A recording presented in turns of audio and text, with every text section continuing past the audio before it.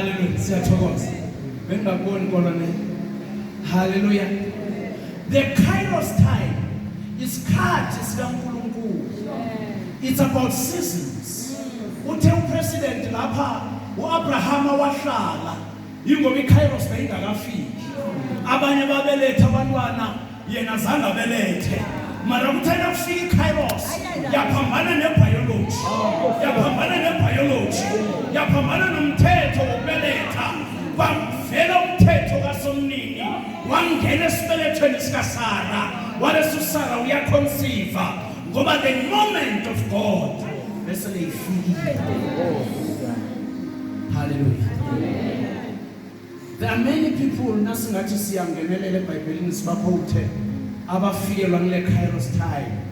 Mara munye ngifuna ukukhuluma ngaye banenge singabakhotha. Hallelujah. Amen.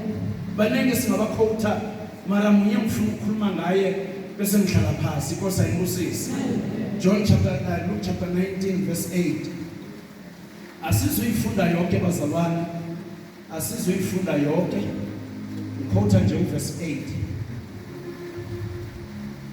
Nayazi incwadi kaZakewu. Uzabafundisi bathi kene ngivulele incwadi kaZakewu yehle emthini.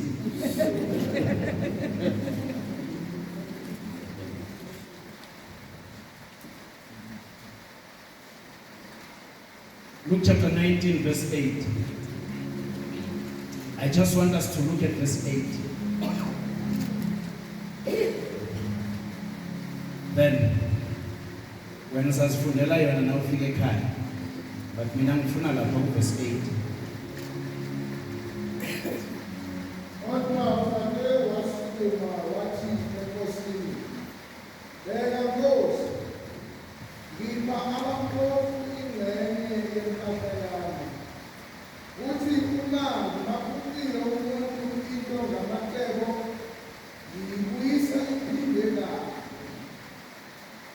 Hallelujah.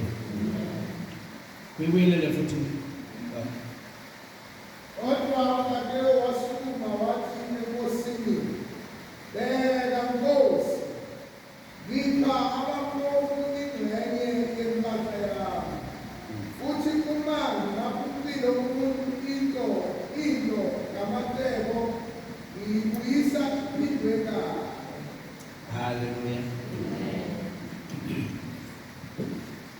uZakewu bazalwane bekanenkinga ezithu. uZakewu bekamhebhe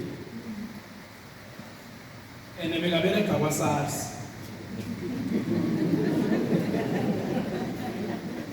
Khona bereka kwaSARS bami. uZakewu bekabereka kwaSARS.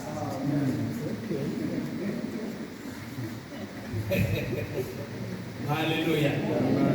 Manje uZakewu lo abantu abamthandi umuntu obhadalisa abantu itax. Yacabanga ukuthi isibeteri lo commissioner lo abantu laba abama-business labambona ngoba bakhafula namanzi. Ene ngiyacabanga la khamba khona uyagadwa ngoba bangambulala. Hallelujah. Now ithi iBhayibheli uZakewu lo kade amumbi abantu bangamthandi ngoba bekasebenza ukuthelisa abantu. Ene bekabaroba. Indaba enkulu ukuthi bekabaroba. Yazi lo ala ekhaya osebenza kwaSARS akarobhani nabantu. Now bekezwile ngoJesu njengomJuda, bekezwile ngoJesu. Mara nethu nenkinga eyi-1 eziyi-2 akatanazo. Inkinga yakhe yokuthoma bekamfitshane. Nokuba mfitshane kwakhe ngesiNdebele sithi umfitshane sidakana thambo.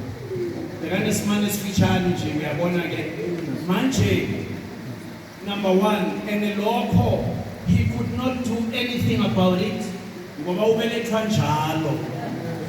There's nothing he could do. It was his shortcoming. Mana ngoba indoda ekhathi neplani ngabona wacabanga ukuthi hayi ukumbona ngizambona mara wabese uba nenkinga yesibili.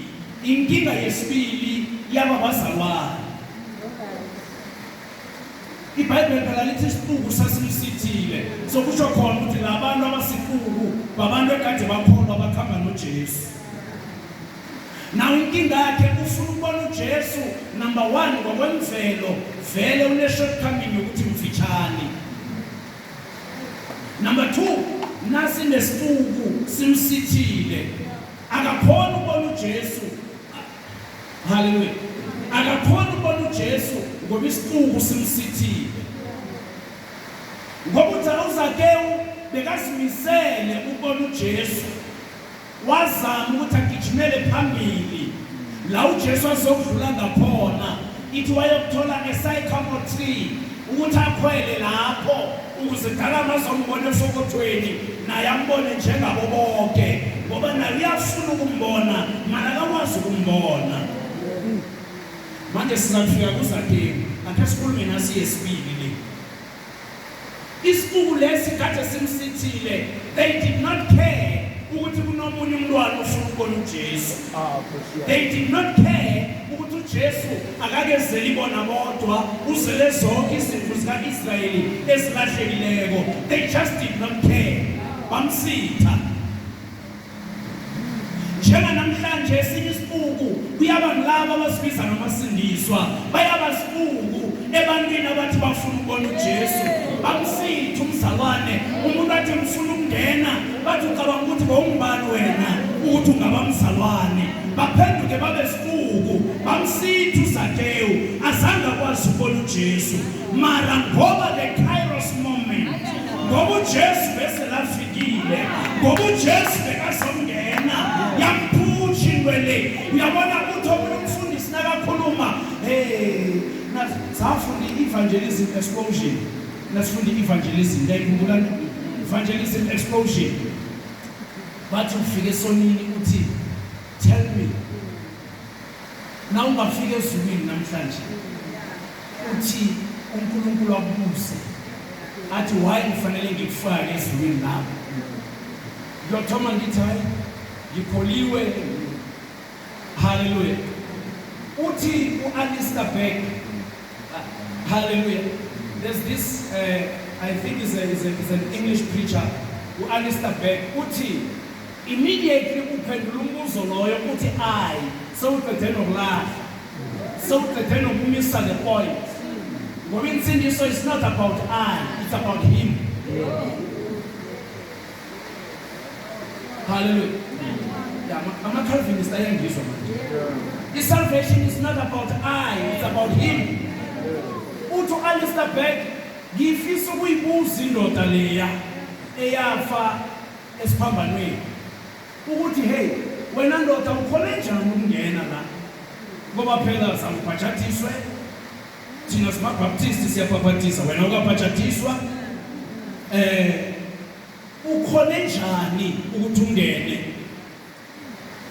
Basho uthi ingelosi mhlambe yafika yambuza yathi ndeni wena waba lapha uzenjani la indoda yathi angazi nami ngizitokeze ngila wathi I can be the supervisor. Niyayazi clip leyo ne Alistair Begg uthi kwabiza supervisor uzobiza kwabiza uyafanelisa ubiza supervisor i-supervisor yafika nayo yathi i-doctrine of grace uyayazi umuntu wathi angazi next i-doctrine of grace umbhabhatiso angazi next umbhabhatiso this doctrine of scripture angazi next ngengreso manje ungene njani la uthi indoda leyo iyokuphendula kanye ithi mina ngingena ngoba indoda ephakathi esesiphambanweni esiphakathi ithe namhlanje izobinami.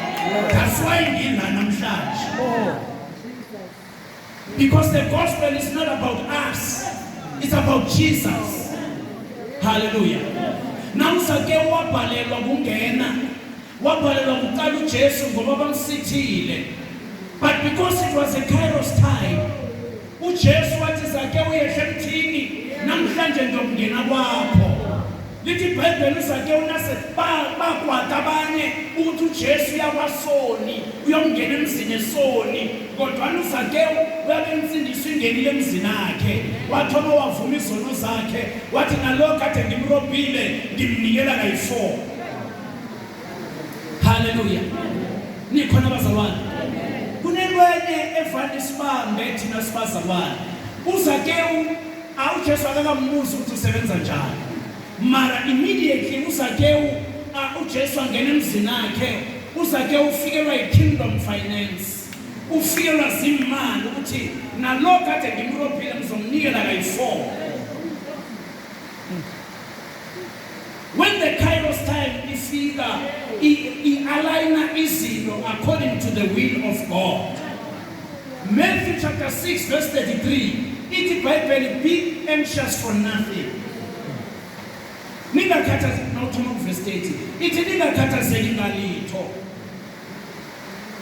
Kepha seek ye first the kingdom of God and its righteousness, and all these other things will be added unto you. That's where we miss the point, Tina Spazala. The kingdom of God, asinandaba nayo. Tina sithi sifuna uNkulunkulu, and uJesu uthe funani umbuso nokulunga kwakhe. Tina, we don't seek the kingdom, we seek Jesus. There's nothing wrong ngokufuna uJesu, mara yena utheni prioritizana umbuso. Sinenkinga yamakholwa anga understanding umbuso ukuthi kukhulunywa ngani. You see, indaba yevangeli is about kingdom. The kingdom is the king, but to Miles Monroe, the king's domain. Ulaikosi dominator corner. In the kingdom, there's a king, and there are citizens in the kingdom. In the kingdom, there are laws. In the kingdom, there's commonwealth. Njengathi South Africa sike sacolonized by Britain. Simember i-Commonwealth. Nakuthiwa kunama-Commonwealth Games. Thina be-South Africa sifanele sibe lapho. Uyabona nje? Gen 29 yakhetha. Angazi yokuwina muphi president. Mara whoever president oyokuwina akuzokuphela inyanga zambona seBritain ayokuthatha marching orders. Angipolitiki ngikhulumile khona.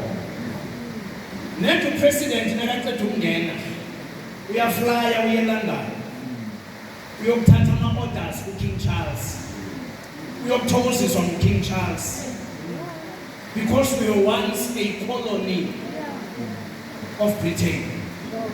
Now a colony yenza izinto ezenziwa yi-colonizer. Omunye umfundisi izolo uyangifonela bekangibuza ngazi indaba lezi ze-kingdom nani ngithi uyabona i-example emnandi la eSouth Africa, njengoba iimodeli zethu zikhamba zi-right-handed, nawuqala ze-America zi-left-handed, nawuqala zakwamanye amazwe we-Europe zi-left-handed. Thina zethu zi-right-handed ngoba ze-Britain zi-right-handed. Sikhamba ngesinceleni ngoba lesi sandla mde kukhamba uQueen. Asikwazi ukukhamba ngaku-right. Noma ushade neQueen, njengoba niyibona indoda kaQueen Elizabeth beyingabi ngaku-right wakaQueen, beyihlala ingaku-left ngoba ngapha kukhamba uQueen Elizabeth. Now nathi njengamakholwa we belong to a kingdom. Inkosi yakhona nguJesu. Manje sinenkinga yokuthi inkosi le uma isivakashela in a Kairos moment, sometimes you don't even seize the moments. I-kingdom enye nenye iyafinanswa. That's why sinosazi namhlanje. Thani South Africa beyinganasazi ngabe South Africa yikho. I-kingdom enye nenye iyafinanswa. Manje sinenkinga ngoba thina sazi ukuthi imali zethu sizithola kulo mbuso sifanele sizibuyisele khona ukuze siseve lo mbuso. We are the citizens of this kingdom, and yet we don't want to finance this kingdom. Sure. But we want blessings from the very same kingdom.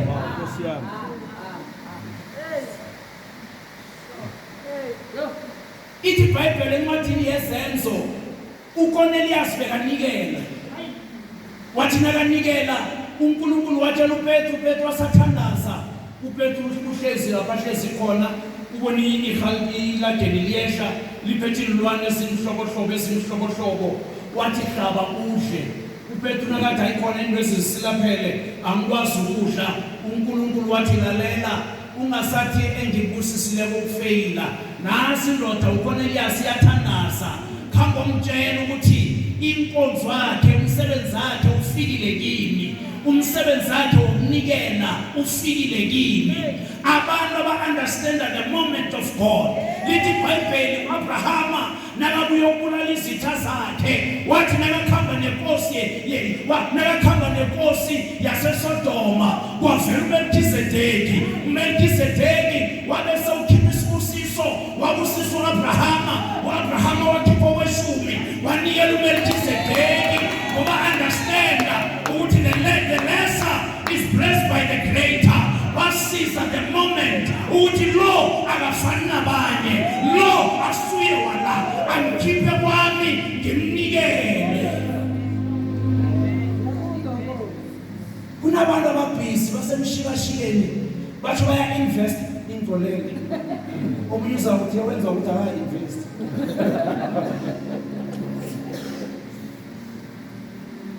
basemshikashikeni babhalelwa nakukhipha kweshumi bathi baya invest ababhizi nama-investment babhizi nani akunakinga lokho mali zangikotela uAbrahama wahlakanipha ithi iBhayibheli lapha nawufunda kuHebrews bathi uLevi izulwane sikaAbrahama indodana kaJakobo wakhipha kweshumi asesezedini likaAbrahama umuntu okhipha kweshumi akazikhipheli yena ukhiphela and the generations that are coming after him ukhipha uvikela nalaba abeza ngenza kwakhe nakakhipha bonke abasedinini lakhe they are protected by the moment of the Lord.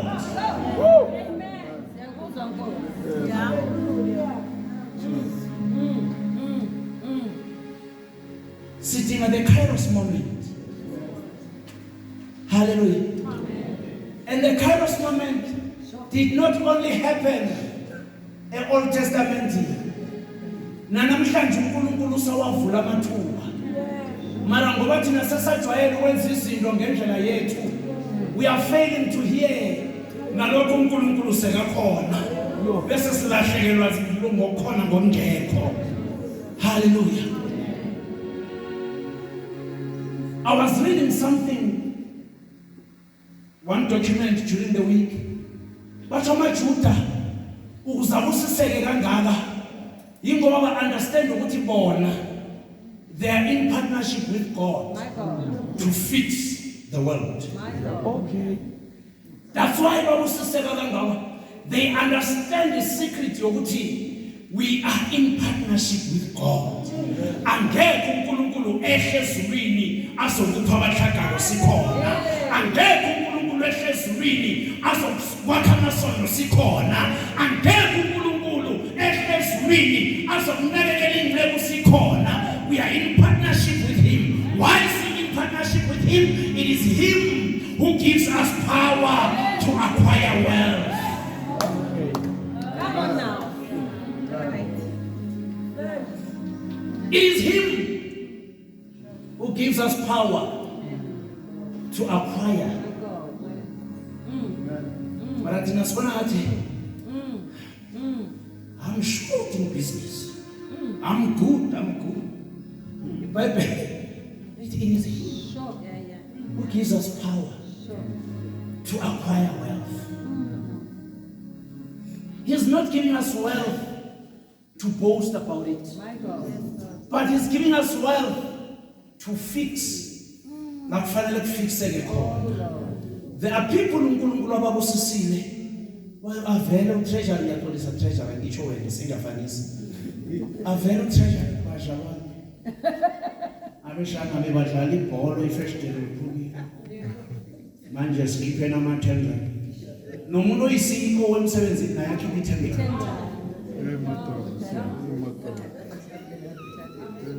So true. Kanti iBhayibheli lithi umbuso wezulu uyabamba. umbuso wezulu uyabamba abawufuna ukuthola ngendluzula utheshana nakamemezela fanele ukuthi imali festival ngizalifana ngingedwa ungasabatshela abanye because you seize the moment sinenkinga yabazalwane abangafuna ukusiza the moment yet they want to be blessed ithuba likhona ukuthi angafisa the whole building marufuna gaza nabanye ithuba likhona ukuthi angenzele usomandla marufuna ugaza bazalwane ama blessings siyawabanga ufanele uwabange abantu abathi hey sizwe umemezela ifirst day uthi hayi bona usibaniseka libhandi bathi sure or noma ungathi uthi wakuzibani sekhona umzalwane ubhadele because if you take care of God's business he will take care of your business but inkinga yethu sinenkinga yenkosi asizenzi unenkosi. I'm not going to ask you one bakhulu lokho ngiyamdlula yansenza ngipha yona ngisisho ukuthi ngile ngifuna na ungabuza uthi who is the main opponent of God?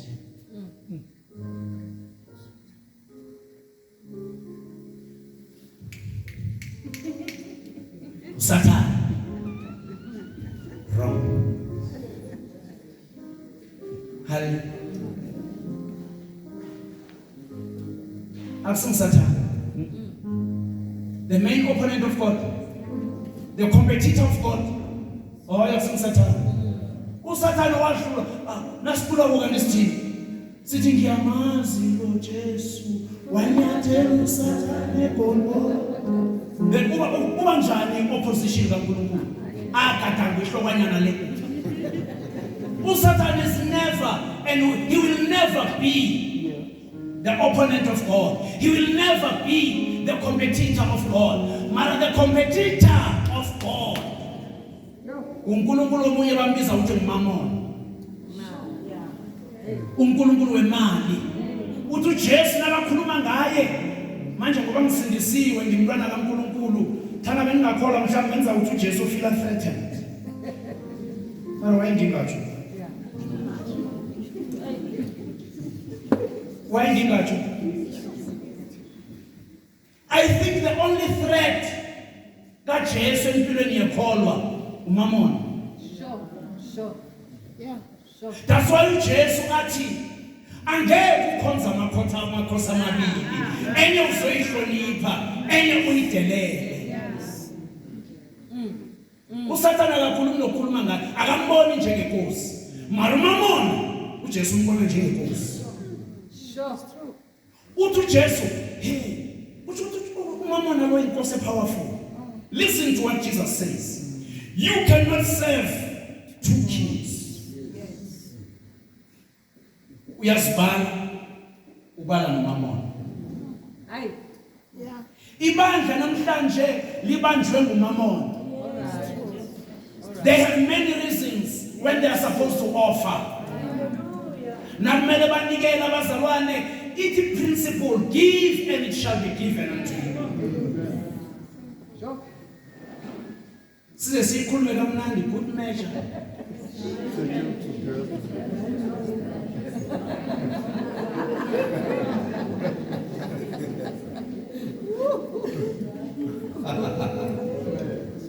Hallelujah. Nikhona abazalwane. Umamon is the only enemy ekhona ukukhipha uJesu umkhiphe out. Sale yona.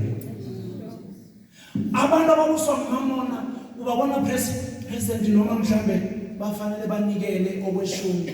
Awuzwathi hayi mina kweshumi angikhiphi abomakhelwane nabomakhelwane abayi10 engibanikela it's good banikele abomakhelwane mali kweshumi kuyafuneka.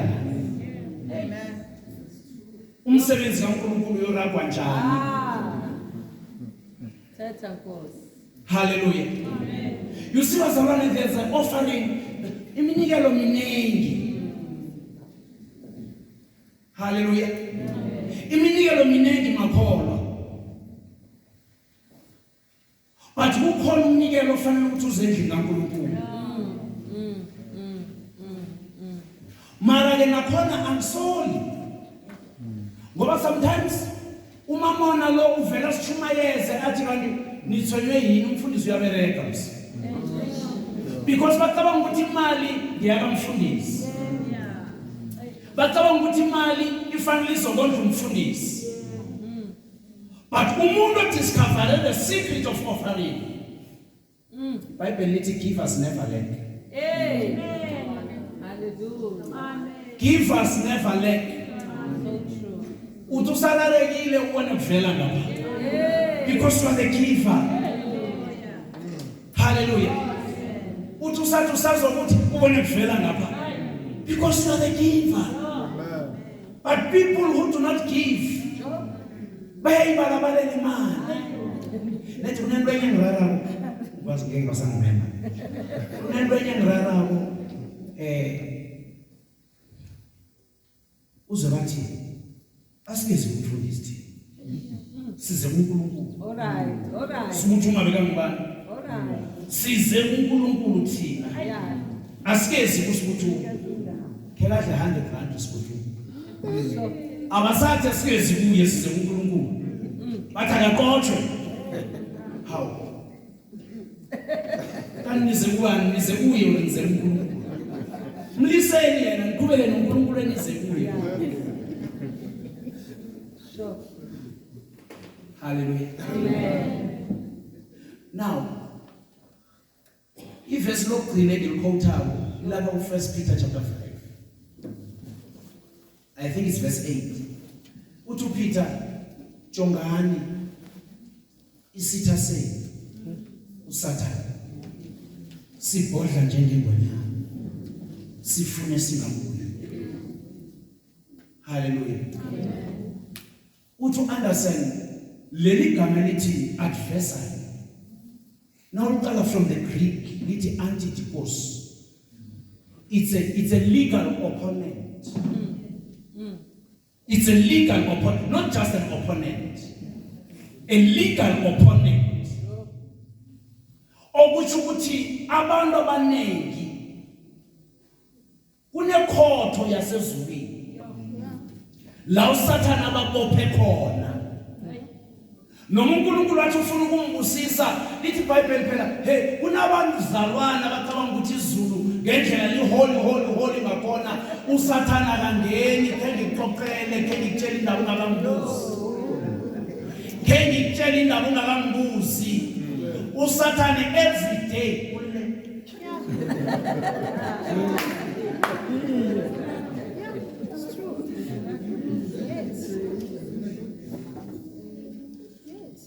wena uyeqinisa ungabhalisi every day ulele iBhayibheli lithi umangalela amakholo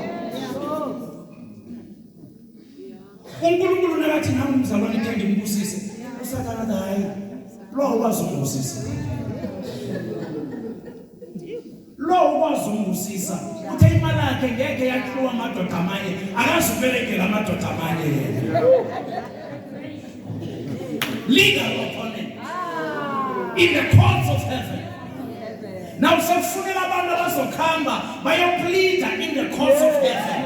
Uthi baba kunedokethe uSathane ayivulile upon my family. Ifamily angayikwazi ukukhamba iye phambili ngoba uSathane imarejile. Abomkhulu bathi imali la ekhaya ayiphumi, imali la ekhaya iyakhulunyelwa, imali la ekhaya iyabalabalelwa. uSathane uphethe idokethe leyo. Na uthi uyabusiseka uSathane uyakhamba yekhotho athi hayi khona lo yena umnikeli nansi zakhe.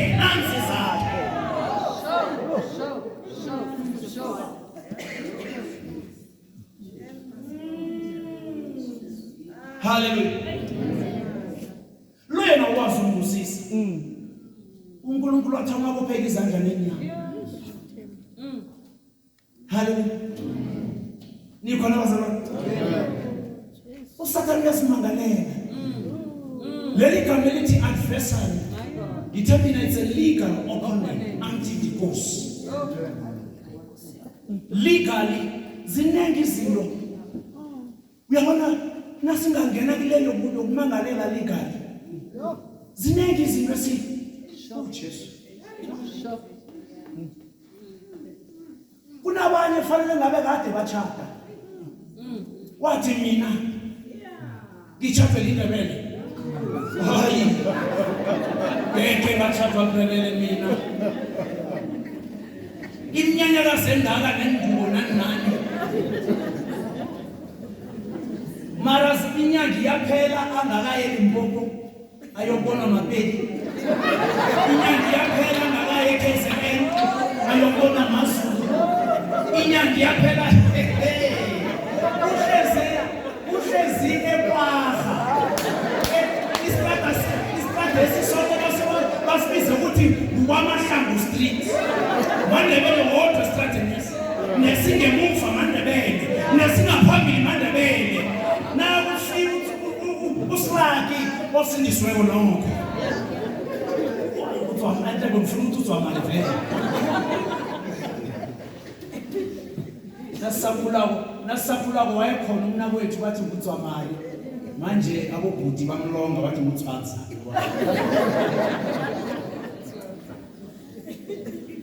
Uthwanza sekasindisiwe uyafika uthi uyazibika uyazizwa ukuthi nangu umfazi efanele ngimthathe. Uthwanza nakathi ubika indaba usathana uthi hayi izimo lo ukwazi ukwathi akabeke kathathwa indebele. Lo wathi ngeke kathathwa indebele. Wazi wathi mina nakungesindebele ngingafa nokufa. Phindela ngingasiluma. Mina imalami yokhiwa amadoda abelekhayo ngingasiluma la. Yet you want to be blessed. I want to umthandazo siyowenza manje. Let's go to the courts and appeal our case. Onye nomunye yokuplead his case. Ukuthi God, I plead with the blood. Because that Jesu lithi Bible isinompristi okhuluma ngcono. Igazi lakhe likhuluma ngcono negazi lakaBela. Umpristi wakhamba wayongena in the holy of the holies. He's our advocate. Hey. Hallelujah. Ithi Bible liyasimusela every day.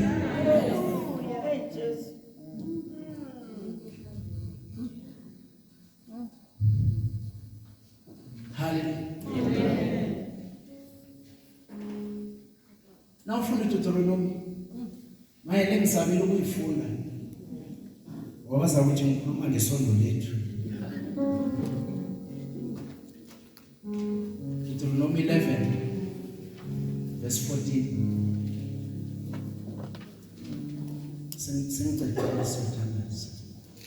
Deuteronomy 11 verse 14.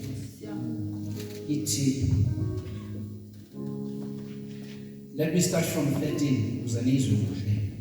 And it shall be that if you earnestly obey my commandments, which I command you today, to love the Lord your God and serve him with all your heart and with all your soul,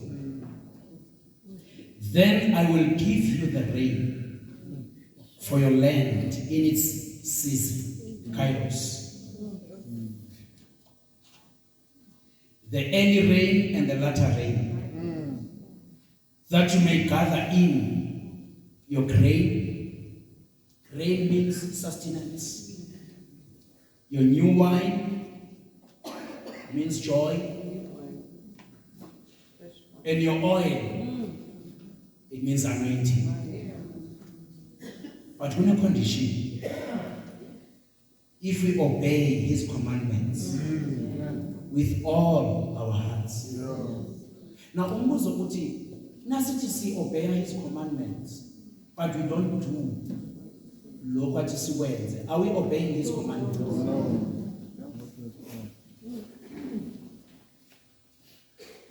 Sibazalwane siyakholwa, mara nafike emalini asikholwa. Mina ngimenyiwe ngizakithi angazi ngibani okhipha ngubani wakhipha. Govele ngikhulume. Hallelujah. Siyakholwa kwezinye izinto. Mara namele sinikele sicala abanye.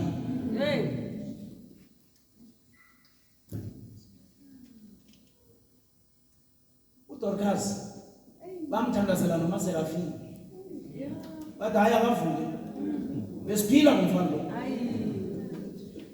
isindebele simncane hayi umfazi lo umfana lo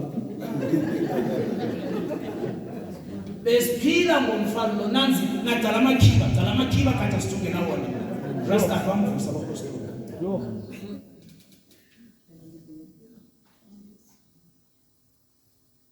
uma uthi usindisiwe, what is it that you are partnering My with God. God? Njena ngesibuza ngesithi wena njengokuthi usindisiwe upartnera engani noNkulunkulu?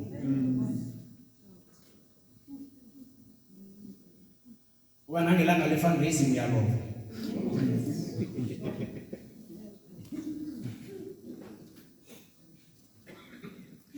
Sena experience nyane encane ngimfundisi no isikhulu kangako mara nokho sengibonile kwaba ne project bakhona abaphuma ebandleni kancane yabona center le last nangilanga ngingaka president namhlanje ngiyabona president sasa ke kuba nokunye kusase ke banokunye ukhona abakhambile abanyamalele nje mara naseliphelile bayabuya bathi yabona uyabhangona uqale ngapha ngeyethu le center zimali zethu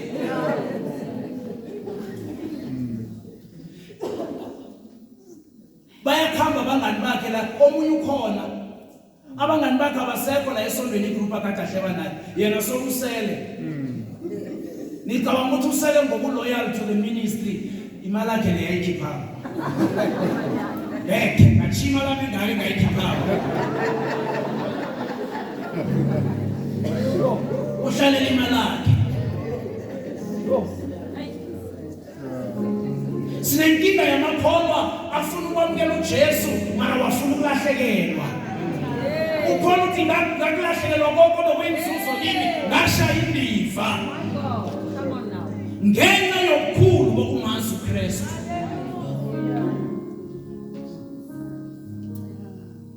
inkinga sinamakholwa asindisiwe mara usesenenkinga yokuthi ngaholisa kakhulu engakholweni abafazi basamgoloda mde bangibada hey kamsindiswe liphi isindiso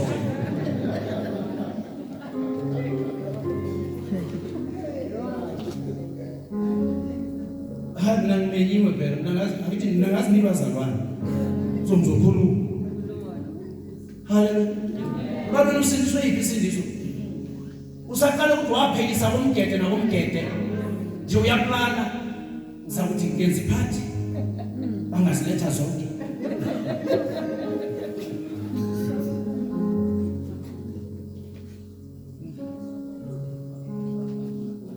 omunye ubuza uJesu uthi sichiye konke seza siyozuza haleluya uJesu ufuna silahle konke bazalwane and come to him ngoba lithi iBhayibheli amehlo wakubona ingqondo ayikaqabanga okukhulu uNkulunkulu asilungisele khona and he knows the plans he has for us plans to give us hope for the future. We are going to pray bazalwane president asazosinina nomthandazo funa siyothanda sorry as we are going to pray we are going to pray God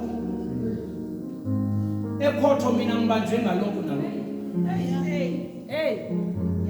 uyamangala bayabusisa hey bazalwane Hey. ake nginiphi testimony kancane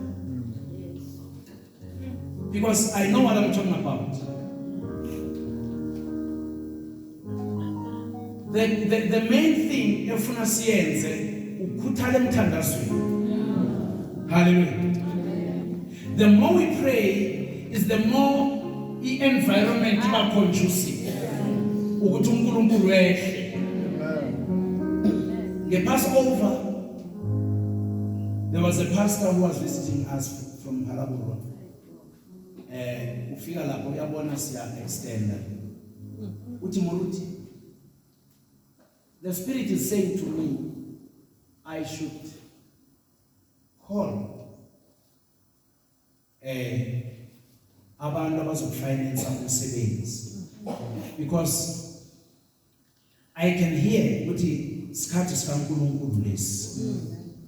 And ncane kimi ngimentorile uthi and sinenkinga thina abafundisi. Sicabanga ukuthi indlu yakhiwa libandla lonke. One person can finish the whole project. One person can finish the whole project. Manje I'm feeling the unction of the spirit ukuthi ngibize lapha ngicela ukuchumayela it's fine. Wabiza wenbeza abazalwane bapledge waba right. On Sunday sesidlulile le ngisho. On Sunday wafika ubusinessman owaziwa odumileko lapha. Wafika nomndeni wakhe. Mina ngimbiza ngithi come and introduce your family. Nifuna mazi.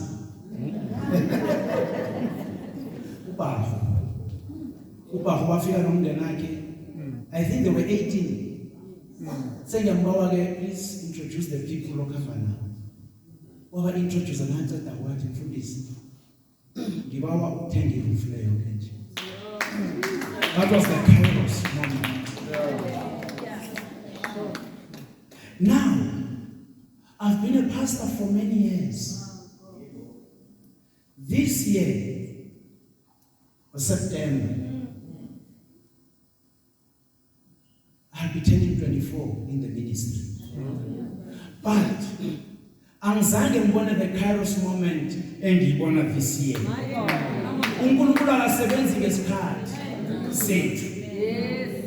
Wena ngesikhathi sakho uzangena esondweni uthi within a year so ufuna isondo liphuphume. God does not work like that. And uNkulunkulu before sokwenza the Kairos moment uthoma ukukhuluma isondo.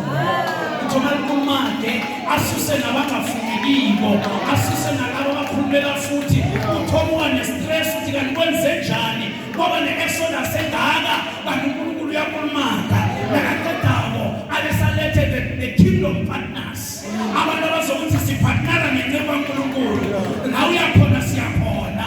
We want to finance umsebenzi. He brings such people.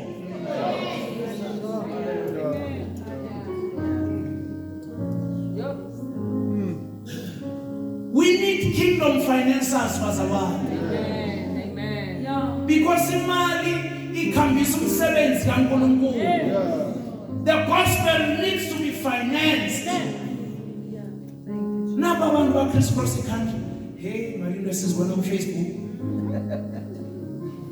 Mara niyibukela nini Facebook na TikTok. Ngendlela bathi sorry, ANC yakhona la ngiyatholisa. Ngendlela bafuna amakhetho ngakhona. Bangena emasondweni uthola upremium angena esondweni le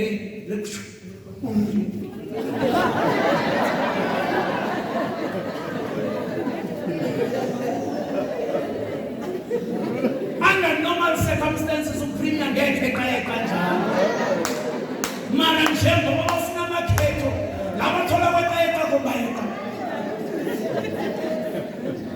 Mhlawumbe ngibona uGwele Mantashe akhamba ngemva kwebrass band eSanjolo.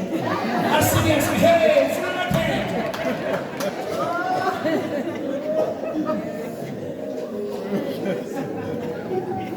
But I want to say to you, but Christ Cross country kangaka nje, they have financiers.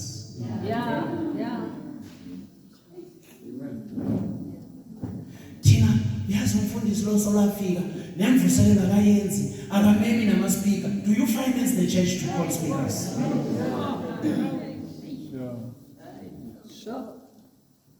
Sure. Akusebusubeni isigekele nina.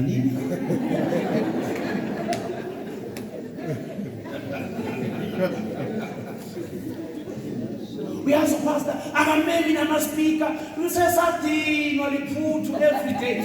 Do you finance?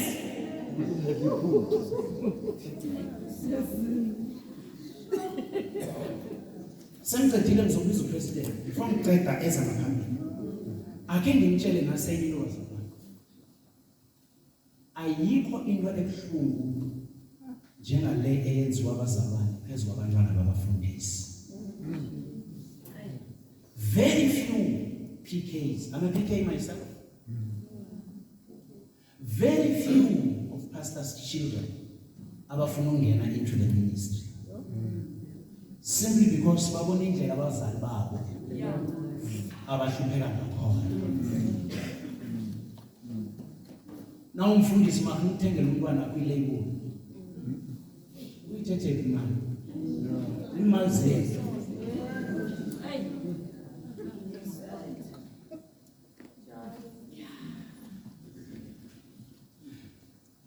We need to partner with God, Bazalwane. Amen.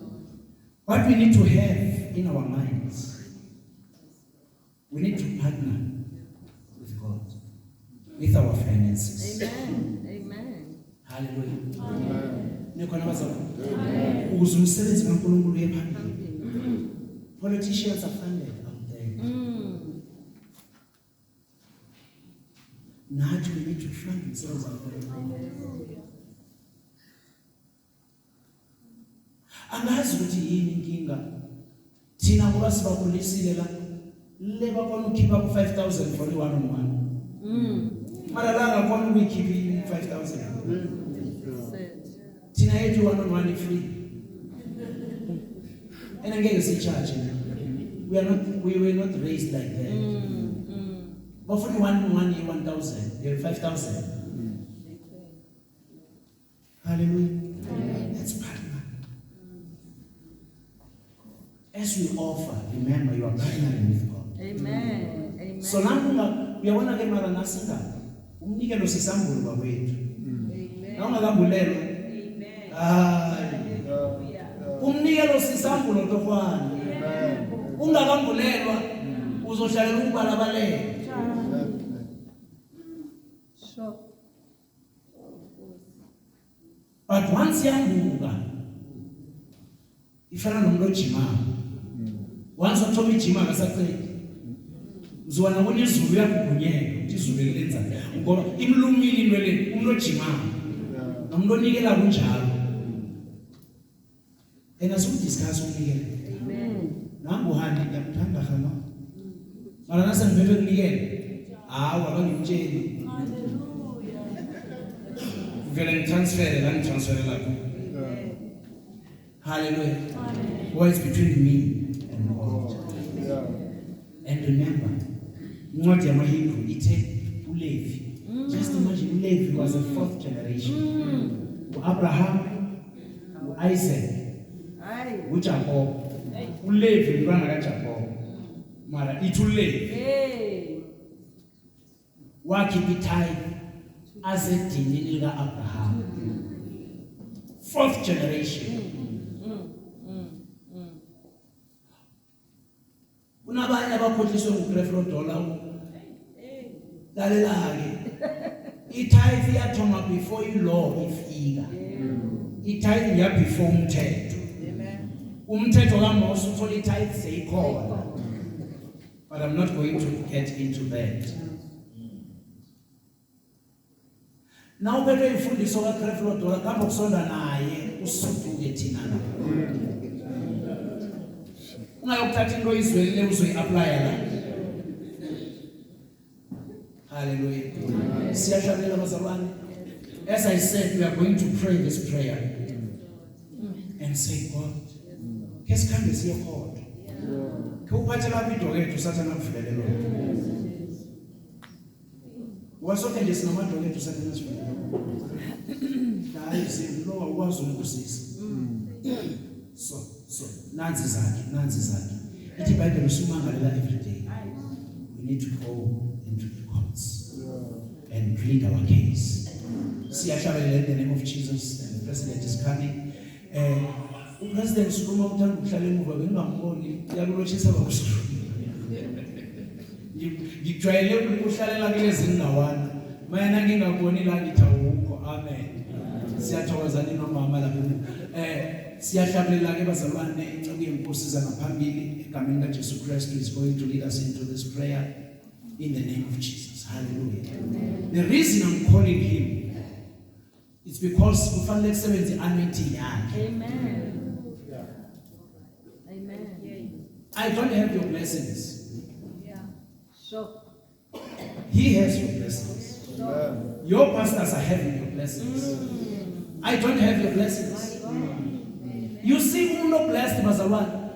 Akanandaba. Hey, aseyishmayile ifika Jesu. uJakob yena nomkhuluma ngaye wahlaselwa indlala nasazi umsisitori sakhe wahlasela indlala kwathi nakuhlasela indlala abafo amadodana wawathuma nasazi isitori sakhe Joseph nabafowabo to cut the long story short uJoseph wathi khambani nokuthatha icebo nize nalo la bakhamba wemthatha uFaro wathi batholele indawo enolileyo wabatholele indawo enolileyo naqeda lapho Jacob just lalelani bazalwane Jacob nayizwa Amen. kelalela indaba kaJacob Amen. bamtholela indawo akusikwakhe la ize sojourner ukhosele bamtholela bathi wena ke mkhulu nabantu abakho nizokuhlala la nakaqeda ukusettlisha wathi ke ngibiza uFaro loyo ngizomubusisa anekangizwa ucatshile la mara uzokubusisa umnikazi na because they can understand to pay isibusiso sikaAbraham they can understand to pay the divine blessing uFaro had to come azokuthola isibusiso from umuntu onganandawo mhlawumbe ophiwe indawo but because he was a blessing he had to bless him. Remember Hebrews, the lesson is blessed by the Lord. In the name of Jesus we are singing President Riesa uzosilead emthandazweni.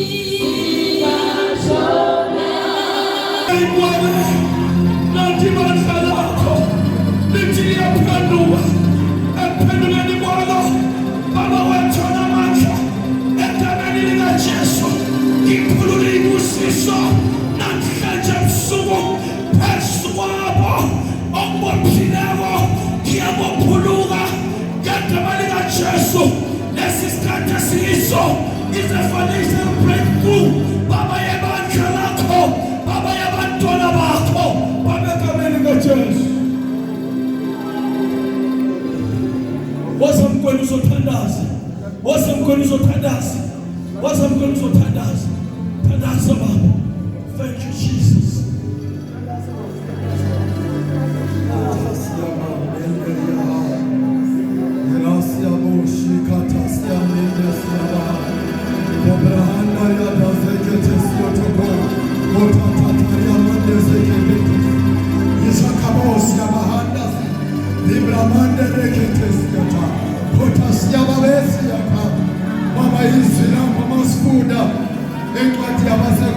Chapter 2, masifunda uverse number 14 uNkulunkulu omlunga izwi lakho liyembula baba ukuthi baba konke bekade kulotshiwe kumelene nathi namhlanje simakade ngenqeki yakho kwambulile ukuthi isitha siphethe amadoketi abhaliwe alotshwe ngathi ukuba singaphumeleli lokho sithembise khona osimisela ukwenza impilo zethu ngenxa yabo baba amile kepha siyabonga ukuthi khona igazi elawasula simakade asisi nje khona bakho kepha siza ngegazi baba lasusa konke okumelene nathi baba siza kwenze ngoba kusho wena simakade ukuba sidle isonelo sobukhosi siza ngegazi Nkosi. Baba siyakudinga ukuphila. Kepha uNkulunkulu wethu Baba siza kuwe. Siyaxolisa Baba ukuba asimukela izwi lakho. Asiyenzanga izwi lakho. Asenzanga kahle. Baba siza kuwe Nkosi. Silibandla owenza ubusa simakade ukuthi eMpumalanga usibeke sibe sesangweni. Baba le ndawo yaseVolvenkom Baba kuyisanga elingena eMpumalanga. Kukhona ufuna ukungenisa eMpumalanga. Sizentamba namhlanje sizoguqa Baba on behalf of Mpumalanga. Sisesangweni uNkosi akawusule Nkosi. Zonke izinto ezimelene neMpumalanga ukuze uNkosi bakho ubuNkulunkulu bakho insindiso yakho ingene simakade. It was not a mistake, Father, that you raised this altar esangweni. Masifune ngoIsrayeli Baba zonke inkinga bekunomela zilungiswe. Bebangasilungisele emakhaya kepha bekade baphuma bayesangweni. Bantu abahlala esangweni Nkosi bese lapho balungisa khona izinto. Namhlanje simakade usibuthile wasiletha kule ndawo ngoba kukhona ufuna ukukwenza Nkosi. Baba sikule ndawo kungewena kuphela simakade obhekile kepha nesitha sibhekile. Uthe ikhuluma uNkulunkulu okulunga icebo yakho ikhuluma ngoLevi simakade ukuthi isizukulwane sesine wakwazi ukuthi akhokhe Baba kweshumi. Baba nathi sikule ndawo abaningi bethu Nkosi sibabheke ngenxa yokuthi we were in the lives of our forefathers, oh Lord, when they went into the altars of darkness, oh Father, and bind us to those altars. But because we are abdicating, Lord, we are here to present the Lord Jesus. Usuke ngegazi sikwazi ukungena sihambe ngendlela yakho. Father, we are calling upon you. Ngoba singenayo omunye singayamyeka. Baba sibonga legazi osinikeze lona ukuthi when we are facing this altar, our job is begin now. We are presenting the blood. Because of the blood of Lord, Colossians chapter 2 verse number 14, we hereby come to decree and to declare that it has been removed. God who stands with the legality no longer has a legal ground against us because we have erased that which was standing against us. We therefore rise up from this gate, O Lord, go back to different places with your power in the name of Lord Jesus Christ of Nazareth. Ukhona umfundisi usilungise ngaphambili azothandaza. Ukhona umfundisi usilungise ngaphambili azothandaza. While selling umfundisi usiluma eza ngaphambili rapela. Thank you Jesus. Kalabazana isiphakamiseni izandla siphayini ngenyawo zethu. Phakamani ngenyawo zethu siyathandaza. Rapela mruti. Thank you Jesus. Night of breakthrough Barcelona. Jesus Christ of Nazareth, your name is Jehovah. You are the mighty warrior. You are great in battles. You are God who is able to fight for us in times of trouble and tribulations. You never left us alone. At this moment, Father, Yes. I pray for us. We never did well, my God.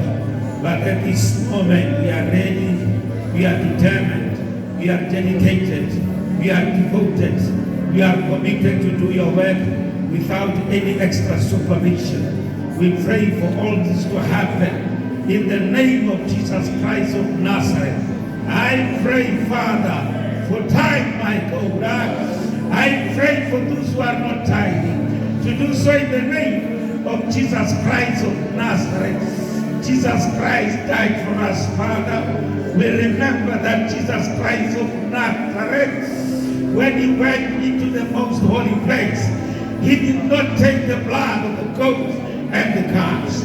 Rather, he took his own blood and obtained eternal redemption for us all in the mighty name of our Lord Jesus Christ of Nazareth. It is because of the blood of Jesus, my God, that we are alive today. It is because of the blood of Jesus that we are the children of God. Therefore, it is our right and our privilege today to give God in the name of Jesus.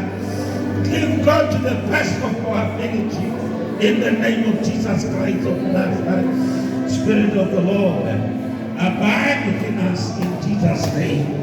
Divine protection be upon our life, so that our life shall never be the same again. I pray at this time that, Father, we are not only praying, but we call upon the name of the Lord. We are going to do what we are praying for. We know very well that without money, the church is going nowhere.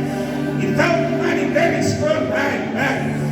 But if we pray and give to the Lord, then you'll make things happen in the mighty name of our Lord Jesus Christ of Nazareth. Father, help us, my God, and destroy the spirit of being too stingy out of the Christians in the name of Jesus. And I pray for the spirit of giving. Thank you, In the Jesus. name of Jesus Christ of Nazareth. For if ever we give, you'll make things happen. Prosperity will be on our side. In the name of Jesus. Therefore, I pronounce prosperity upon all the Christians. In the name of Jesus. Upon all the churches. In the name of Jesus. And my God, you said unto us that if ever, my God, we give unto you, you'll make things happen, my God, especially when coming to time. See that you'll open the windows of heaven and Thank you, my own Jesus. Thank you, Jehovah. Siyabonga Baba ukuthi ukhulume ngale ndlela. Awukhulumi kunganasizathu. Moya wamandla, moya wokuphila. Siphendukile Nkosi. Sihelebhe moya wamandla. Kuba singabuyeli emuva. Sihlale Nkosi ezifungweni esizithethe namhlanje. Melana nomoya wokugodla ngegama likaJesu. Ulibambile Baba ibandla lethu. Moya wokugodla ngegama likaJesu. Sikhulule Baba.